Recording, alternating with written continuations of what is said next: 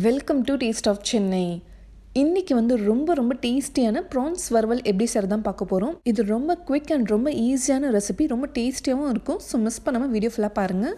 கடாயில் ஒரு 4 table spoon எண்ணெய் ஊற்றிக்கோங்க. இப்போ ஃப்ரெஷ் ப்ரான்ஸ் நல்லா க்ளீன் பண்ணி வச்சுருக்கேன். 250 கிராம்ஸ் அளவுக்கு எடுத்திருக்கேன். இப்போது இதில் சேர்த்துக்கலாம். ஆயில் ஸ்ப்ளட்டர் ஆகும். ஸோ நீங்கள் ஃப்ளேம் ரெடியூஸ் பண்ணிவிட்டு ப்ரான்ஸ் சேர்த்துக்கோங்க. இப்போ இது ஒரு 5 மினிட்ஸ்க்கு நல்லா இந்த எண்ணெயிலே ஃப்ரை பண்ணிக்கலாம்.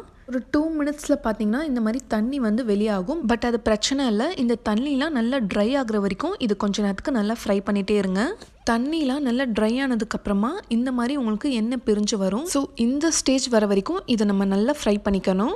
ப்ரான்ஸோட கலரும் பார்த்தீங்கன்னா இந்த மாதிரி கோல்டன் ப்ரௌன் கலரில் வந்திருக்கணும். ப்ரான்ஸ் இந்த மாதிரி கொஞ்சம் லைட்டாக கிறிஸ்பி ஆனதுக்கப்புறமா இப்போ 2 டீஸ்பூன் ஜிஞ்சர் கார்லிக் பேஸ்ட் சேர்த்துக்கலாம்.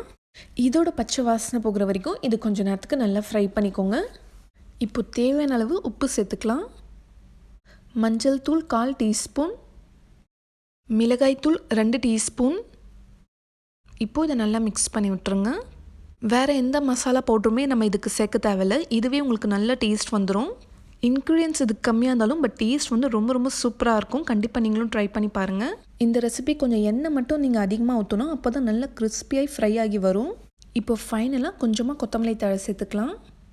மிளகாய் தூள் சேர்த்ததுக்கப்புறமா ஒரு 30 செகண்ட்ஸ்க்கு மட்டும் ஃப்ரை பண்ணால் போதும். இல்லைனா மசாலாலாம் தீஞ்சு போயிடும். இப்போ இதை மிக்ஸ் பண்ணி விட்டுட்டு சுவிட்ச் ஆஃப் பண்ணிடலாம். அவ்வளோதான். இப்போ ரொம்ப கிறிஸ்பி அண்ட் ஸ்பைஸியான ப்ரான்ஸ் வறுவல் ரெடி ஆயிடுச்சு. இது சாம்பார் சாதம், ரச சாதம், புளி சாதம் எல்லாத்துக்குமே சூப்பரான காம்பினேஷன். ரொம்ப சிம்பிள் அண்ட் ரொம்ப ஈஸியான ரெசிபி. யார் வேணால் ட்ரை பண்ணலாம். நீங்கள் ப்ரான்ஸ் லவராக இருந்தீங்கன்னா கண்டிப்பாக இந்த ரெசிபியை மிஸ் பண்ணாதீங்க. உங்களுக்கு கண்டிப்பாக ரொம்ப பிடிக்கும். இந்த ரெசிபி உங்களுக்கு பிடிச்சிருந்தா லைக் பண்ணுங்கள். உங்களோட ஃப்ரெண்ட்ஸ் அண்ட் ஃபேமிலி எல்லாருக்குமே ஷேர் பண்ணிக்கோங்க.